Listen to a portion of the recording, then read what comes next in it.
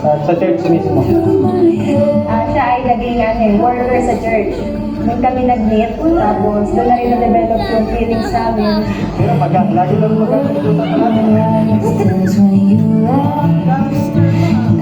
Actually, matagal-tagal kasi almost 6 times na ako binasted.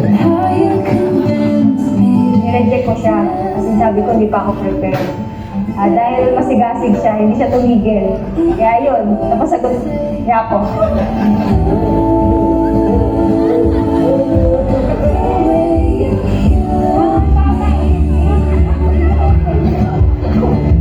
At sila'y nangangako sa ating Panginoon Diyos, sa kanilang magulang, at sa lahat ng mga saksi na sila po ay magiging mag-asawa sa dulo ng kanilang mga buhay.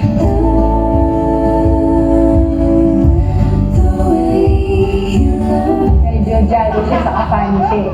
Kaya parang siya yung una nagpapansin sa akin.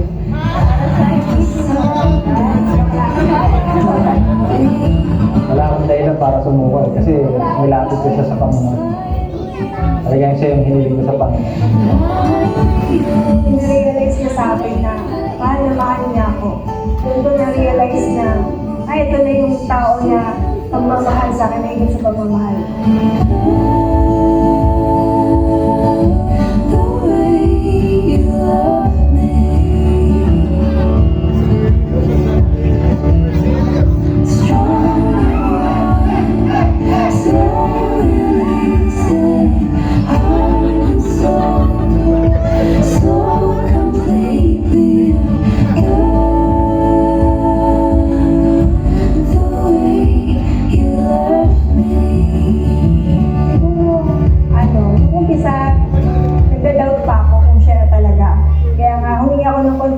Sa Panginoon.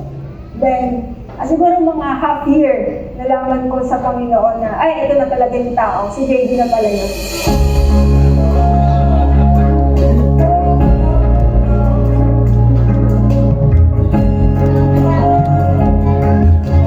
Hindi ko ma-express how blessed I am for having you. Hindi man alam ng maraming tao, pero totoo, you're too good para sa akin. Matagal kong inantay itong pagkakataon na ito. Naalala ko tuloy na nililigawan kita. Halos 6 times mo ata akong binasted. Pero hindi ako sumuko. Nagantay ng tamang panahon hanggang ibinigay ka ng Panginoon. Nagpe-pray, naiyak ako. Naalala ko yung, pinagpe-pray ko sa Panginoon na nabigyan niya ako ng lalaki na magmamahal sa akin, higit sa pagmamahal ko. And then, na-realize ko, through the years, siya pala yung sinagot ng Panginoon. At masasabi ko na siya yung masagutan sa panalangin ko.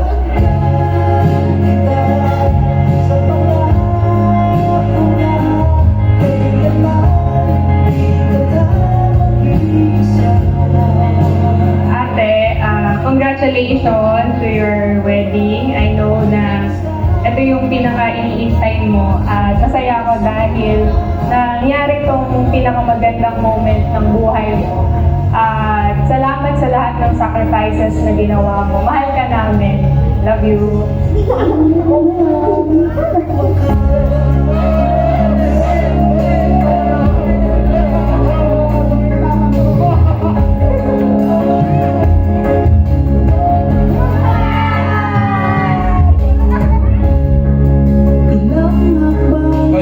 Aking panlangin, nakitagal ko ng hindi. Kaya ang pangako ko sa Panginoon, ikaw ay ibigin at habang buhay kong mamahalin.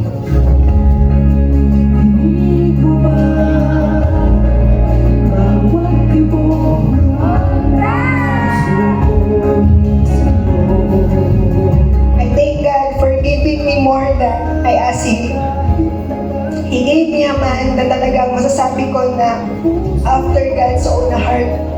And by God's grace, I promise to love you as Jesus loved me. So,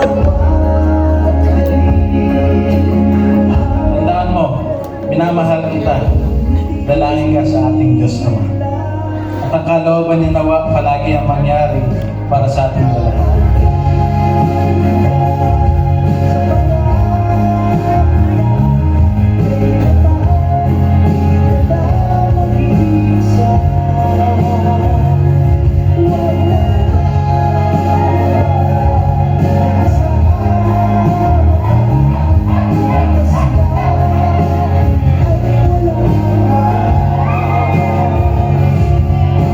Diyos ang magbibigay ng pagtitibay sa pag-aasawa.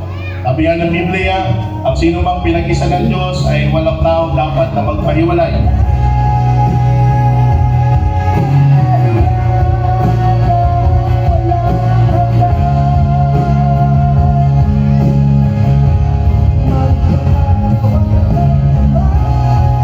Kaya ba, sa 7 years nating mahigit na pagiging mag-GF at PF, eto ngayon, pinuputol ko na sapagkat ngayong oras or araw na ito, ikaw ay aking magiging asawa.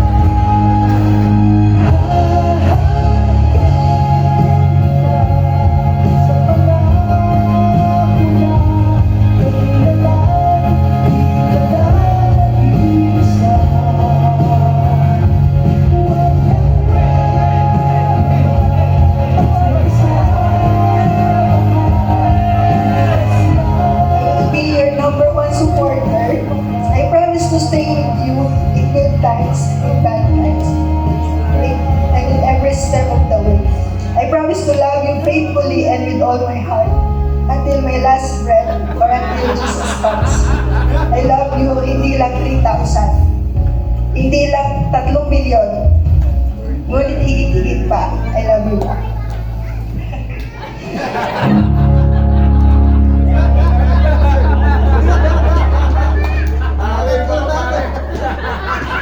Congrats.